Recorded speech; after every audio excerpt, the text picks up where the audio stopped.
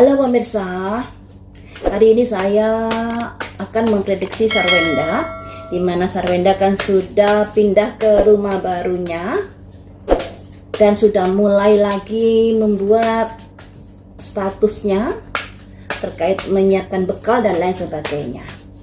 Yang ingin saya prediksi ini, apakah Sarwenda sudah saatnya harus live? Semoga saja segera live ya, karena pekerjaannya yang bisa mendatangkan cuan salah satunya nge-live tersebut. Dalam prediksi saya yang dulu, awal-awal nge-live masih banyak tantangannya, tapi lambat laun akan bersinar kembali.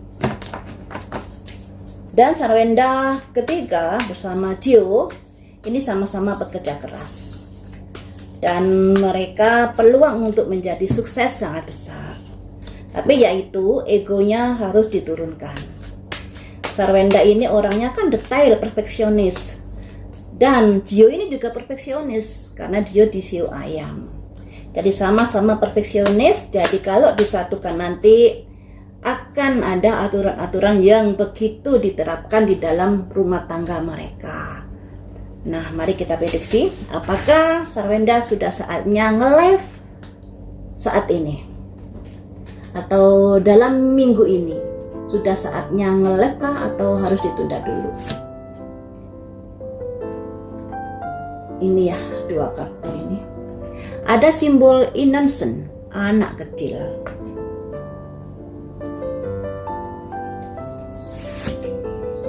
Grief, duka cita, situasinya masih seperti ini ya kalau nge-live saat ini atau dalam minggu ini. Kemudian bad health, ada orang sakit.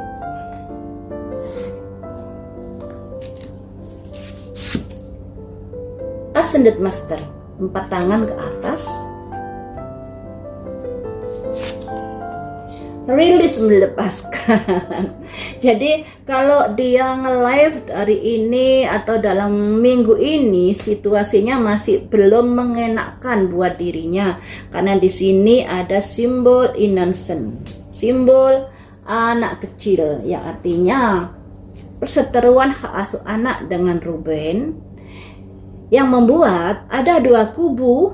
Ada kubu yang membela Sarwenda, ada kubu yang membela Ruben, dan di sini adanya kubu-kubuan ini sedikit banyak akan mempengaruhi saat nge-live tadi. Nanti ya, saat nge-live nanti ada simbol duka cita, yang artinya ada kondisi yang membuat kecewa ketika Sarwenda nge-live nantinya.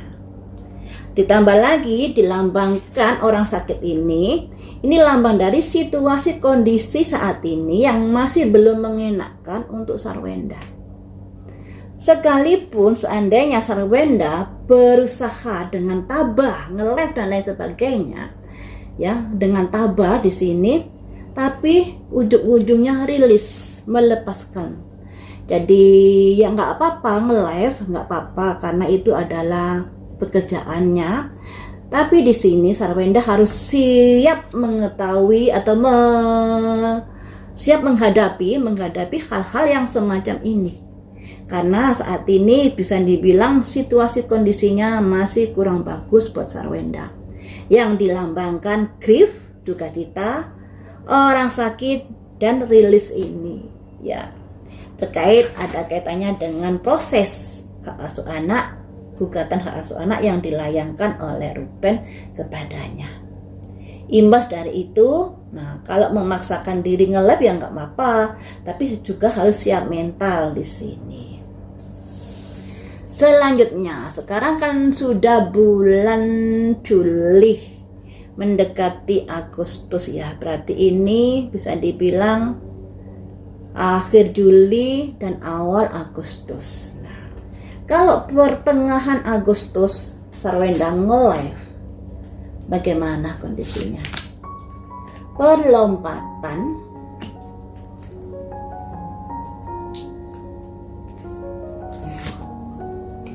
recovery, pemulihan atau juga disimbolkan kunci, journey, sebuah perjalanan.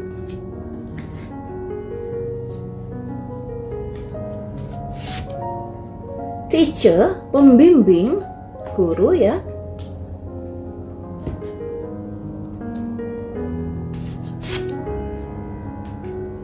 Ratu koin. Jadi teman-teman, kalau dalam minggu ini akhir Juli sampai awal Agustus, kalau dia nge-live kondisinya kurang bagus. Tapi kalau pertengahan Agustus memang masih ada gejolak-gejolak karena ada pro dan kontra kan. Tapi situasinya akan lebih baik kalau dia nge-live di pertengahan Agustus. Ya. Nah, karena di sini kartunya di pertengahan, di sini ada simbol perlompatan. Karena ada perubahan atau pemulihan.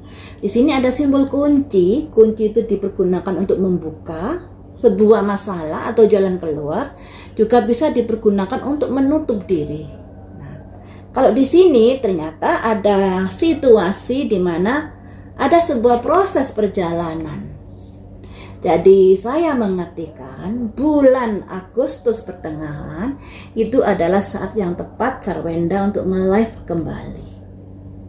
Tapi di sini disarankan harus ada pembimbing. Nah, dilambangkan teacher ini. Nah, pembimbing ini bisa diartikan orang-orang yang memberikan arahan agar misalnya jangan keceplosan ngomong yang begini yang begitu, yang bisa membuat situasi semakin parah dan lain sebagainya. Jadi di sini harus ada seseorang yang membimbing saat nge-live tersebut atau memberikan kayak nasihat, arahan, jangan begini, jangan begitu dan lain sebagainya. Sehingga saat nge-live nanti bisa ada kesuksesan yang dilambangkan ratu koin ini. Nah, yang artinya bisa melewati masa-masa sulit ini. Jadi kalau dari energi semestanya nge-live di pertengahan Agustus saja. Jangan di awal Agustus atau di akhir Juli ini karena situasinya masih nggak karuan dan sangat-sangat menyakitkan untuk Sarwenda nanti ya. Jadi nge-live-nya di pertengahan Agustus saja. Mengapa di pertengahan Agustus ini kondisinya lebih bagus daripada di awal Agustus? Kenapa? Alasannya apa ya toh? Jadi penasaran. Alasannya serigala berbulu domba,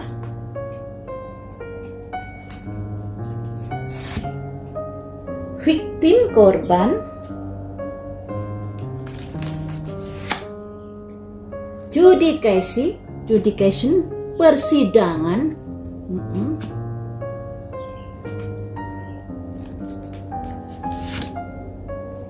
peace kedamaian,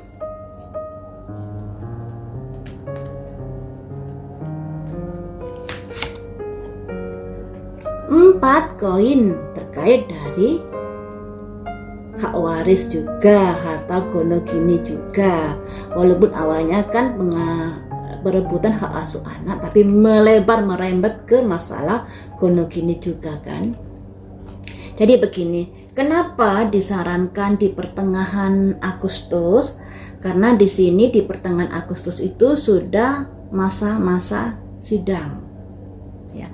Masa-masa sidang ini sedikit banyak bisa mengungkap kedudukan Sarwenda di sini, benar dan salahnya dan lain sebagainya. Ya, karena di sini ada simbol serigala berbulu domba yang membuat Sarwenda saat ini kan seolah-olah apapun yang dilakukan salah ya kan. Begini salah, begitu salah. Padahal dari kacamata saya dua-duanya salah, baik Sarwenda maupun Ruben, dua-duanya salah. Tapi dari para hatersnya saling menyerang, hatersnya Ruben menyalahkan Ruben, hatersnya Sarwenda menyalahkan Sarwenda. Cuman kalau di pertengahan Agustus ini situasi lebih adem lagi, peace, lebih damai lagi. Karena dalam persidangan nanti akan ada bukti-bukti yang bisa menguatkan. Nah, di sini mungkin dari selentingan orang bisa mengetahui bukti apa saja yang dibawa mereka di persidangan. sehingga situasinya lebih ayem lagi daripada kemarin-kemarin. Ternyata alasannya seperti itu, karena proses persidangan yang menunjukkan bukti-bukti yang akurat, yang pada akhirnya sedikit banyak membungkam atau sedikit banyak ada kesadaran dari orang-orang yang selama ini membenci menjadi lebih adem lagi, lebih baik lagi. Seperti itu ya teman-teman.